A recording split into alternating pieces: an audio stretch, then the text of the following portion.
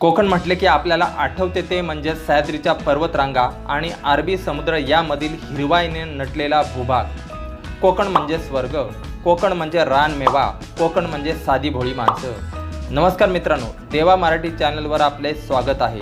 आज आपण या व्हिडिओमधून कोकणात जाणाऱ्या सागरी किनारा महामार्गाबद्दल जाणून घेणार आहोत। चला तर मग व्हिडिओ सुरू करूया।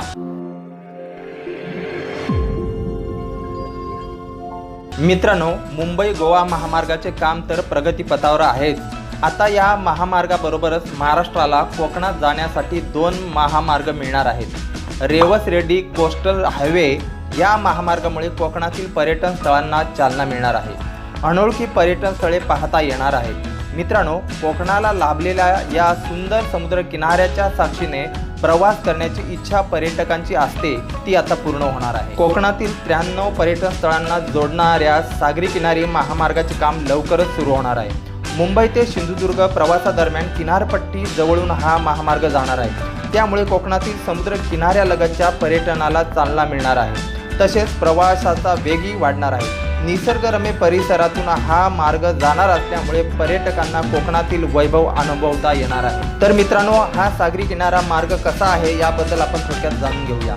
तर रेवस रेड्डी सागरी मार्ग हा सुमारे 447 किलोमीटर लांबीचा आहे। मूळ रेवस रेड्डी असा सागरी महामार्ग सलग नसणार आहे, तर 8 खाडी पूल बांधून हा महामार्ग तयार करण्यात येणार आहे। त्यानुसार रेवस, दिघी, पानकोट, केळशी, दाभोळ, फाटे, वाडा तिवरे अशा ठिकाणी खाडीपूल बांधण्यात येणार असल्याचे समजते।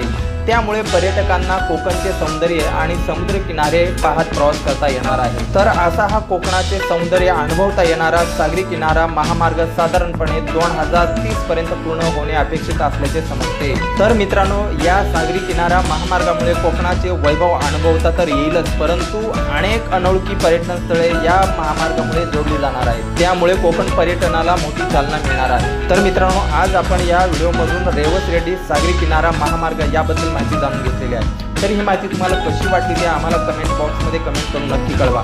आणि व्हिडिओ आवडला असेल तर सबस्क्राईबचे बटन दाबून बेल आयकॉनवर क्लिक करायला विसरू नका, म्हणजेच अशाच प्रकारचे नवनवीन व्हिडिओ तुमच्यापर्यंत येत राहतील।